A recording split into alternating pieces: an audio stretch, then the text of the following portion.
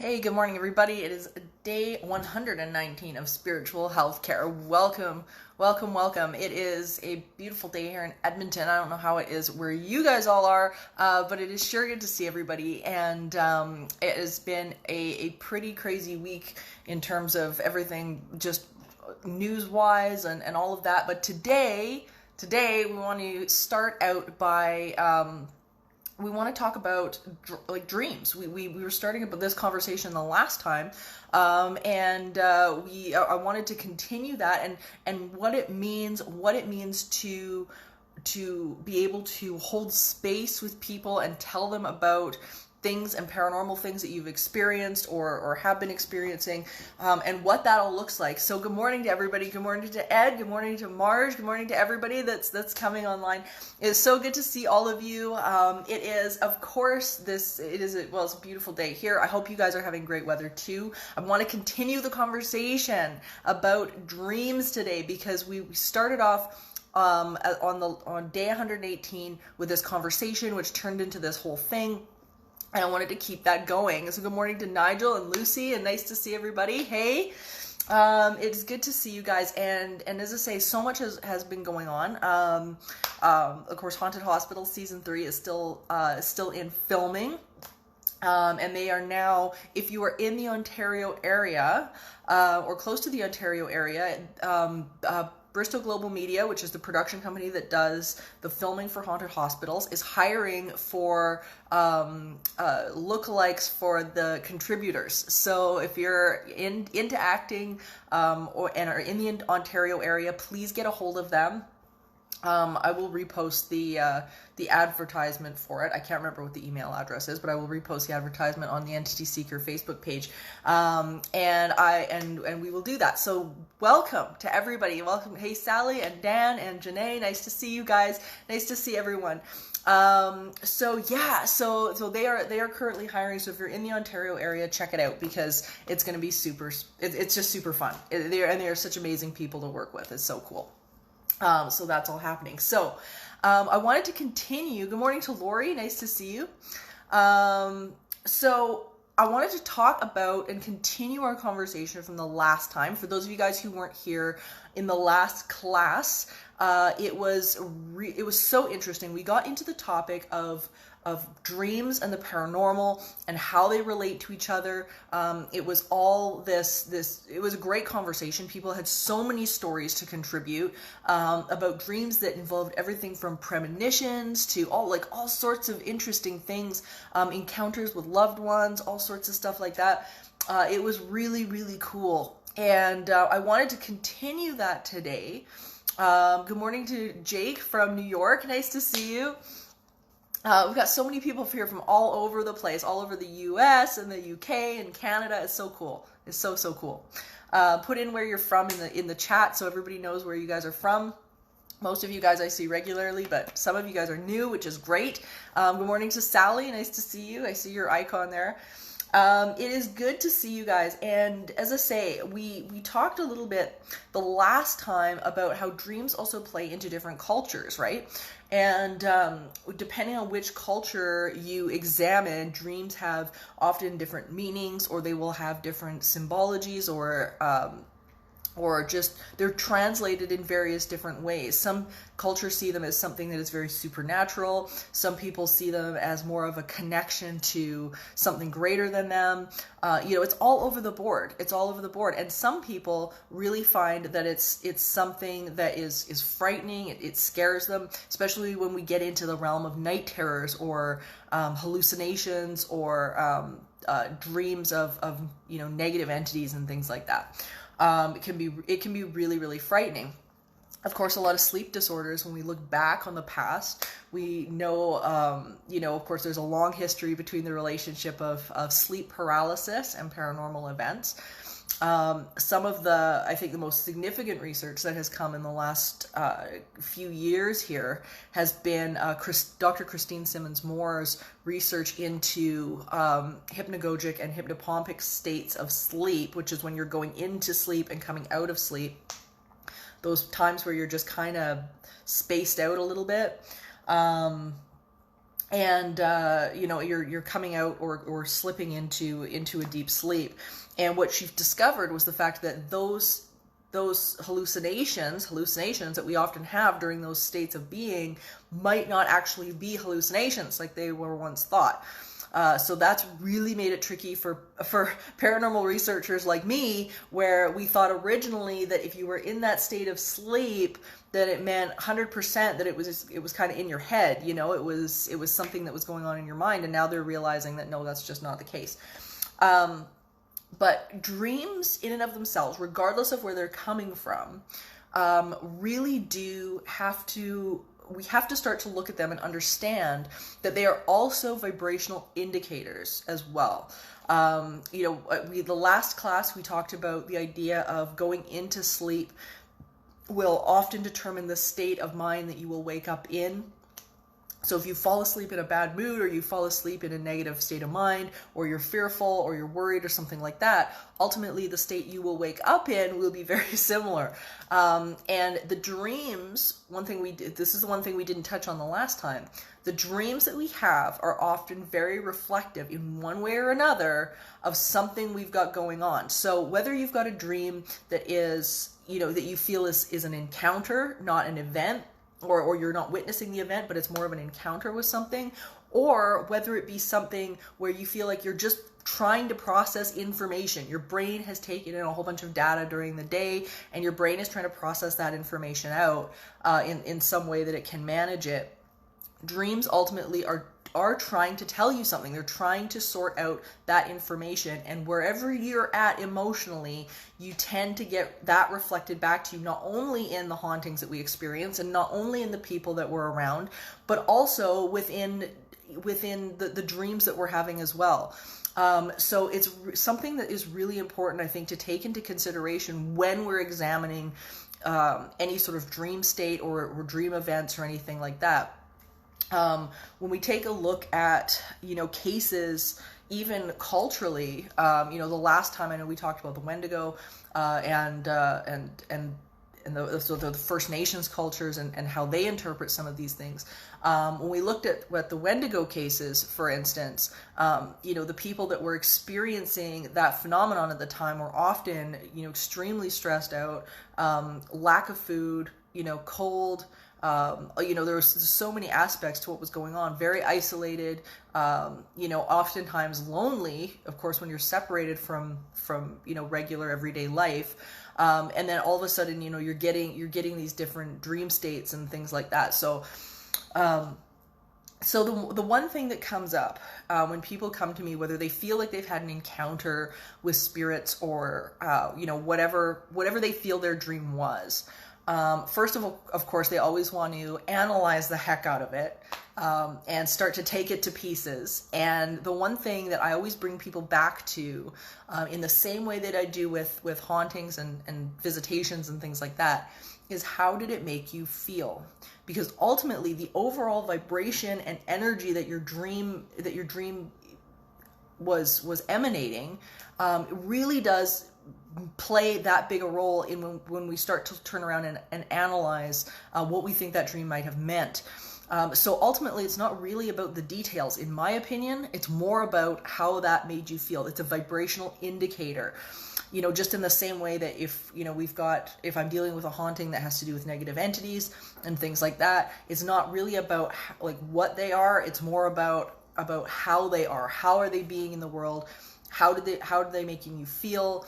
It doesn't really matter about where they came from or all the details about what they look like. It just becomes irrelevant. And I think dreams are very, very similar. So the next step, I think, in this conversation is when we have a dream or we have something to go on that we think is significant, what do we do with it? What do we do with it? Who do we tell? Who do we broach?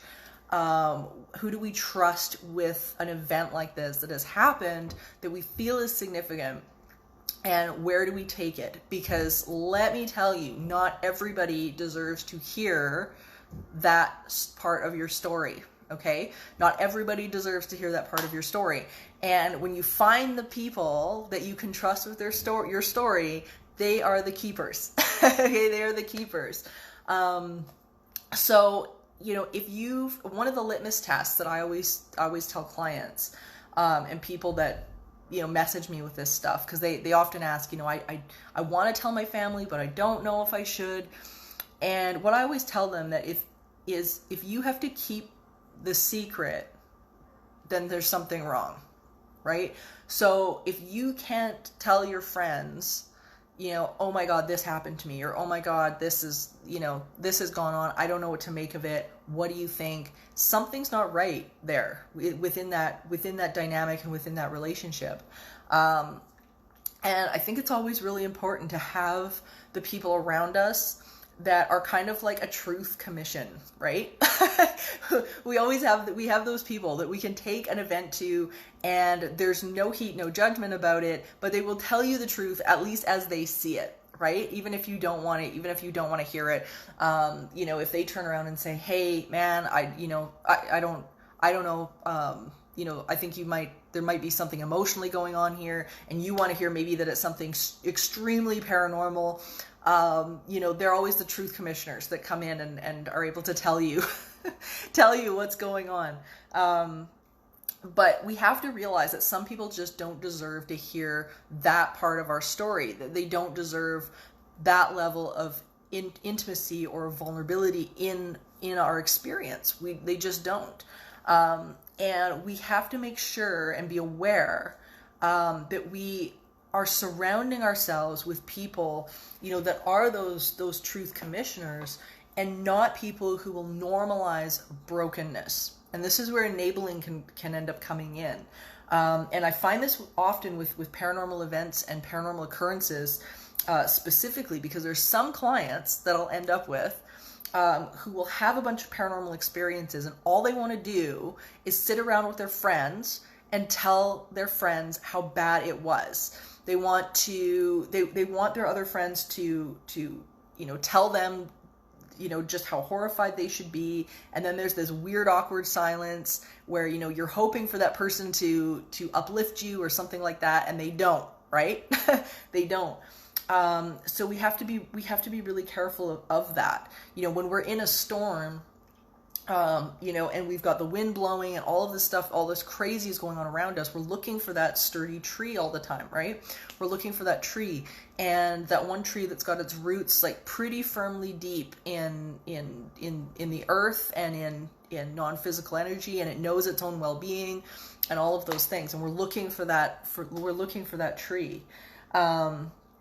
So I think when it comes to having these dreams, if we feel like we've got a message, or we feel like we were given a message, we have to be very careful and prepare ourselves to be able to tell the right people. It's not necessarily something where we want to be going on Facebook or Twitter or something like that and explaining this stuff out, because sometimes the stigma and the backlash can end up stopping us from actually explaining or opening up to this stuff again. So we've got to take heed in who these people are that we're actually opening up to. So I think one of the personality types and one of the friend types that we want to look out for is passive aggressive empathy. Okay, so the people that are, in the South, you'll hear the, oh, bless your heart. Right? It's like the worst thing. It's the worst thing. It's this passive aggressive empathy.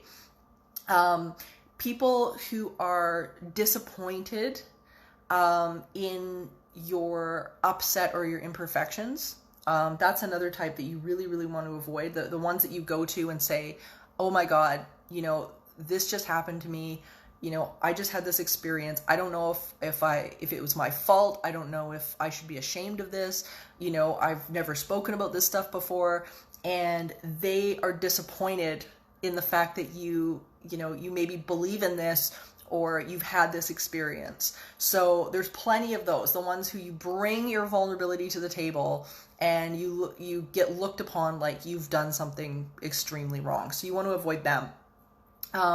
And I think one of the biggest ones, and this is the one that I think most people can relate to because they've had this happen, is out of the other person's own upset and discomfort, over your experience, they gaslight. So they will come forward and say, oh, that's no big deal, but nothing, you shouldn't worry about that or think about that or anything else. It's fine. It's fine. Even though you're visibly upset or you're visibly excited. So it doesn't always have to be a bad thing. Sometimes it can be something really exciting. You feel like you've had this connection with somebody that's passed away or something like that. You're excited about this experience, and they start to minimize, right? They start to minimize your experience in the world and the experience that you had. And sometimes they'll even try to one-up you. I don't know if you guys have ever had that happen, where you'll turn around and explain something that you've just said, and they will turn around and say, that's nothing. I just had this happen, and let me tell you about it. Oh, that's so cute that you've had this. That's so cute that you've had this dream, or that's so cute. It's something like that, something there where they're starting to minimize your own experience. So I think that's something that we really have to be conscious of. The damn thing is that when we run into these situations, especially with dreams, because, we want to be able to tell our story. We want to be able to put it out there. We often feel so inspired with it that we want to share it with other people, and we want to share our interpretation of it with other people.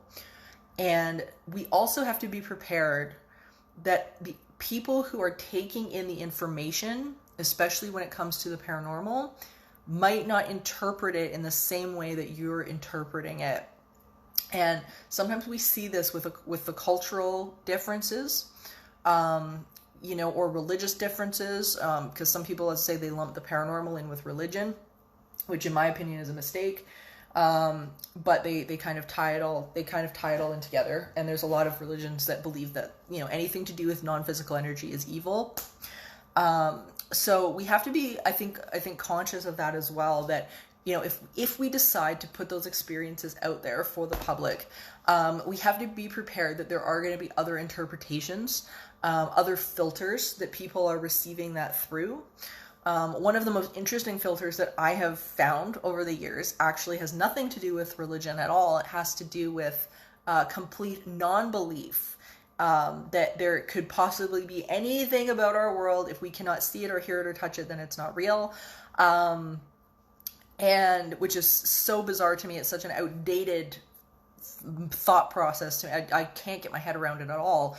But what I've come to learn about the people who are really rooted in physicality is that many of them are extremely afraid of encountering something that they cannot quantify with their current set of knowledge, and they're usually not interested in obtaining any sort of knowledge or anything like that to actually to bring themselves to a next level of understanding.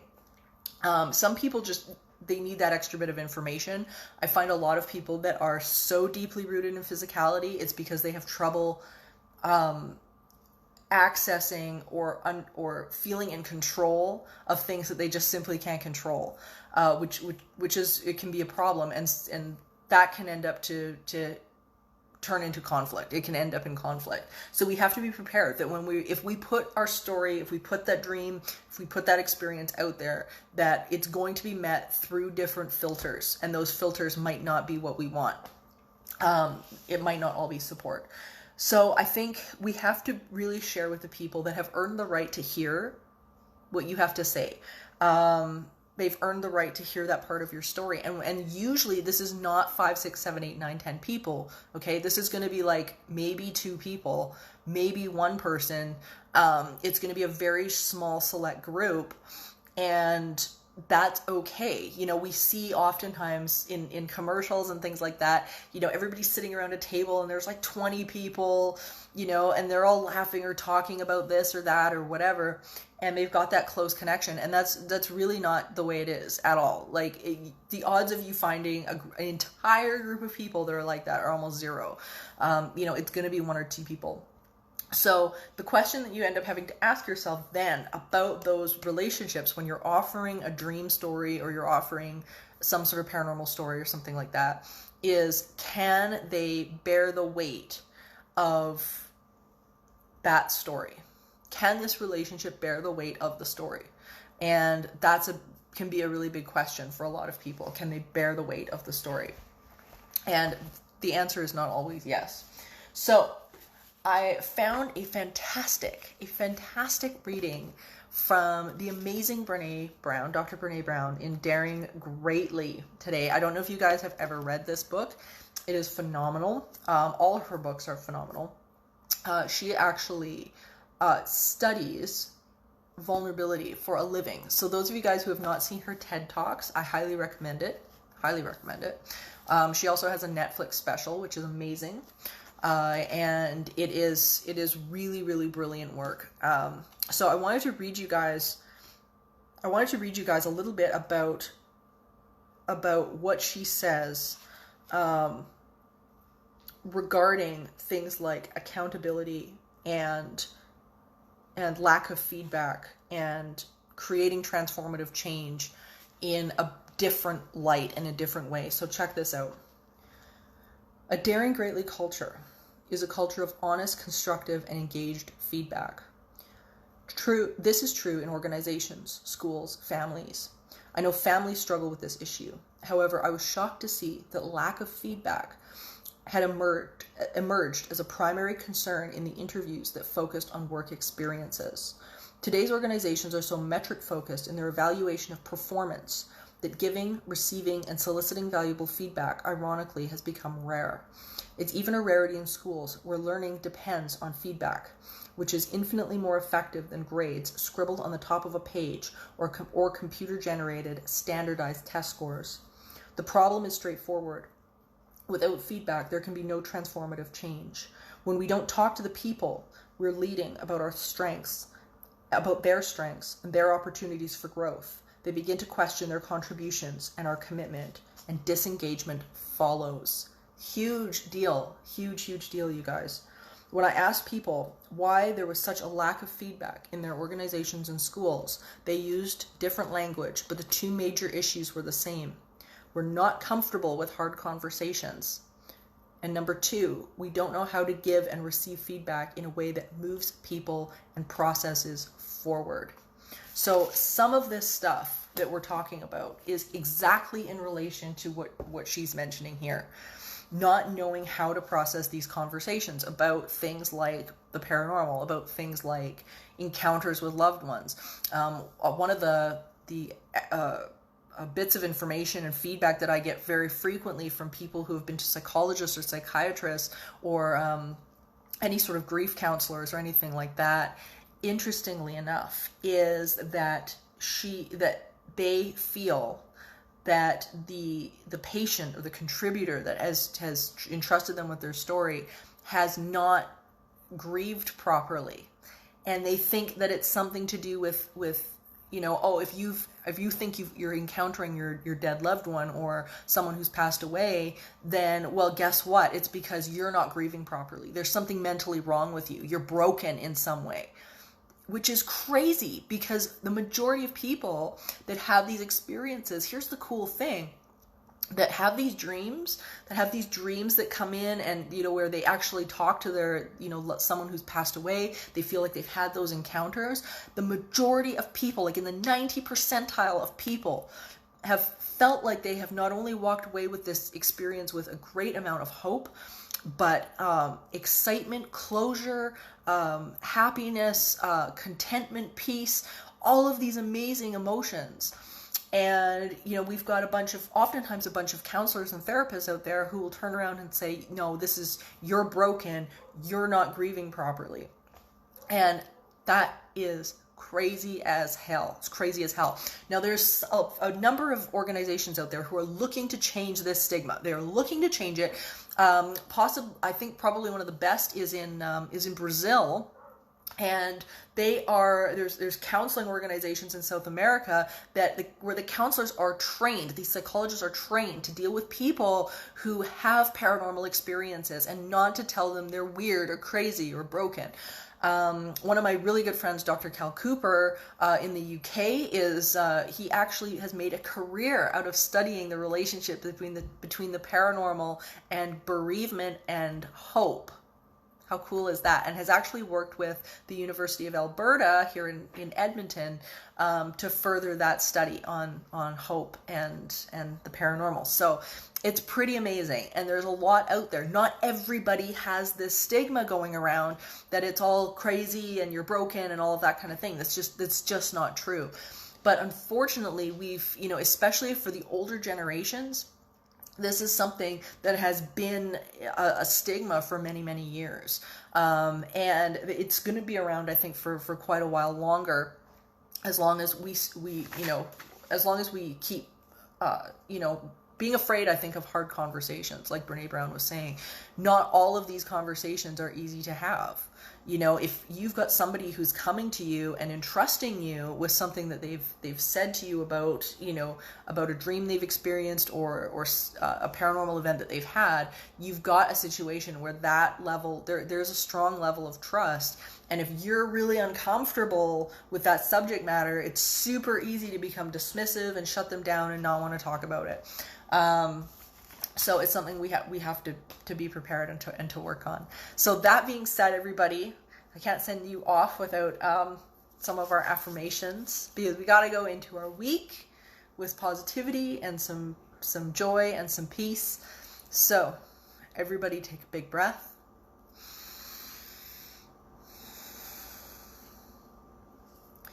I am a channel of peace and well-being, and my need for peace is abundantly met. I unconditionally accept, love, and appreciate myself and who I am. I recognize and am grateful for the abundance that is constantly flowing into my life, which I can choose to allow or not. I feel with every breath a sense of peace and love. I help others by maintaining and tending to my connection with Source as much as possible. This well-being is accessible to me, even in a sea of uncertainty. And at this moment, all is well.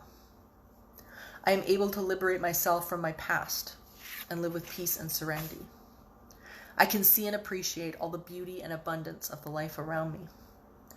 I am able to embrace love while letting go of fear. And I find peace with the soothing silence of my inner being. And everybody take a breath. Janae is saying, thank you for spiritual health care. This is so amazing. I couldn't be doing it without you guys. And it is my pleasure to be doing this with you guys every Wednesday, because it is, I think, an important set point for all of us to be able to ground ourselves, to be able to get together, to be able to have these conversations and know that everybody, including me, is learning from all of this. So thank you guys so much. As always, all of the classes are on youtube.com/entityseeker, as well as entityseeker.ca. They are all there. So they are all uploaded. And definitely check out, if you guys get a chance, check out Brene Brown's TED Talk, because it's really, really good. She's got 2 of them, and they're amazing. So I will see you guys next week on Wednesday for more spiritual health care. Send in the questions. Send in all the questions. I love them. And I love being able to answer all of this stuff and be able to talk to you guys about this. So please email me, message me on Facebook, whichever. Send in the questions. I don't always get to everything. This week has been crazy busy, so I know I'm missing messages. But I will catch up on them this week. So I will see you all later. And have a wonderful day, guys. Bye.